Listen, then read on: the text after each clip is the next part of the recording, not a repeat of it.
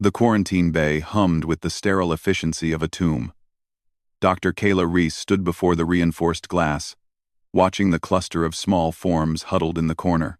They were Vakari cubs, apex predators whose adult forms could tear through starship hulls with their crystalline claws. But these weren't adults. They were children.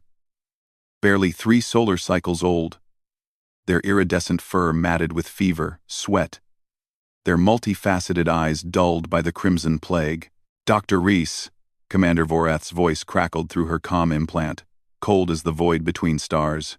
The Galactic Health Concordat has issued the final directive. Infected Vakari cannot be allowed to spread the plague. You have 2 hours to administer the termination protocols. Kayla's hand trembled against the glass. Through it, the smallest cub, Saren, she'd named him, lifted his head.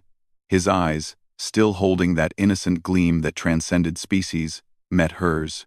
He chirped, a sound like wind chimes in a storm, and crawled toward her. Acknowledged, Kayla said, her voice steady despite the war raging in her chest.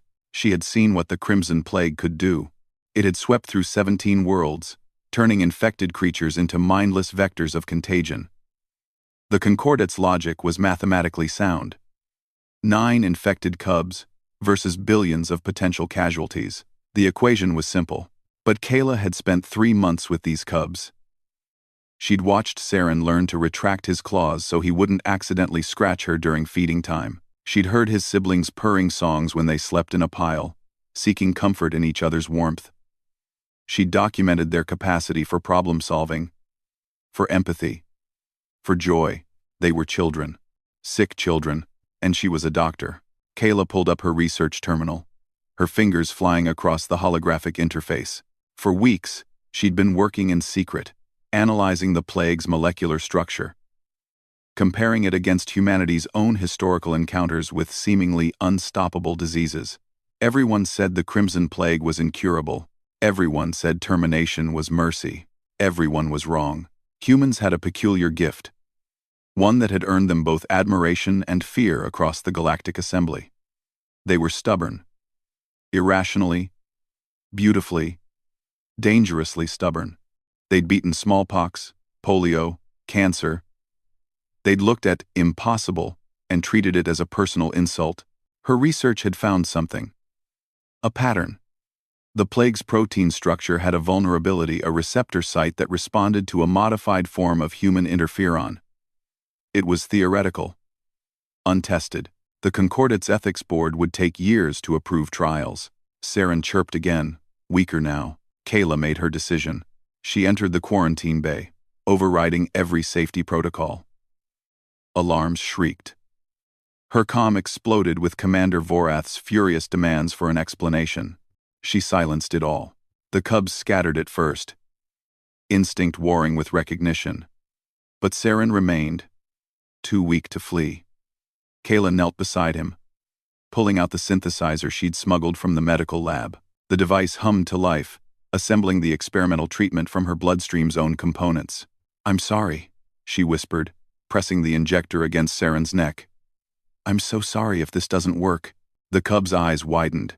He convulsed once, twice, then went still. Kayla's heart stopped.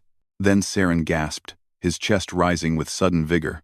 The crimson veins that had spider-webbed across his skin began to fade. His eyes cleared, brightening from dull amber to brilliant gold. "No," Kayla breathed. "No. It can't be this simple." But it was. She moved to the next cub, then the next, administering the treatment with shaking hands. One by one, they responded. The fever broke. The plague retreated. The bay doors exploded inward. Commander Vorath stormed through, flanked by security officers with plasma rifles trained on Kayla. The Vakari commander was a mountain of scales and fury, his combat implants glowing with lethal intent. "Step away from the infected human," Vorath roared. Kayla spread her arms, placing herself between the cubs and the guns. Saren, now strong enough to stand, pressed against her leg. His siblings formed a protective circle around her, their claws extended not in threat, but in defense of the strange, soft creature who'd chosen them over her own safety. They're not infected anymore, Kayla said, meeting Vorath's predatory gaze without flinching. I cured them. Silence crashed through the bay like a shockwave. Impossible, Vorath said, but his rifle lowered a fraction. Kayla pulled up her research, projecting the data into the air between them. Molecular structures, before and after scans, real-time biometric readings from the cubs. Human immune systems evolved in a viral hellscape. We carry the genetic memory of 1,000 plagues. I adapted our interferon response to target the Crimson Plague's receptor sites. It works, Commander. It works. Vorath's officers exchanged glances. One of them, a young Scythian medic, stepped forward to verify the scans. His eye stalks trembled as he processed the data. She's correct, sir, the medic said, his voice filled with awe. The plague is in complete remission. I've never seen anything like this. Kayla kept her stance, even as exhaustion threatened to buckle her knees. Saren chirped and pressed harder against her. His warmth a small anchor in the storm. You violated direct orders, Vorath said quietly. Yes, Kayla said simply. But I didn't. Something shifted in Vorath's expression, a crack in the military facade. He'd been a soldier for 3 centuries, had made impossible choices, had carried the weight of necessary evils, but he'd never seen someone choose the impossible good. Humans, he muttered, holstering his weapon. You're all insane.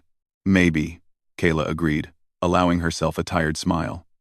But we're also really good at not giving up. The cubs, sensing the danger had passed, began to purr that crystalline song of contentment. Saren looked up at Kayla, with eyes that now held not just trust, but adoration. Commander Vorath turned to his officers. Seal this bay. No one speaks of this until the Concordat can verify Dr. Reese's findings. He paused at the doorway, looking back. And someone get this crazy human a commendation. She just saved 9 lives and possibly revolutionized xenomedicine. As the doors sealed, Kayla collapsed, her legs finally giving out. Saren and his siblings surrounded her. Their warm bodies, a living blanket. Their purrs, a symphony of gratitude. She'd defied orders, risked everything, broken every rule, and she'd won, because that's what humans did. They looked at the impossible, at the inevitable, at the cruel mathematics of survival, and they dared to care anyway.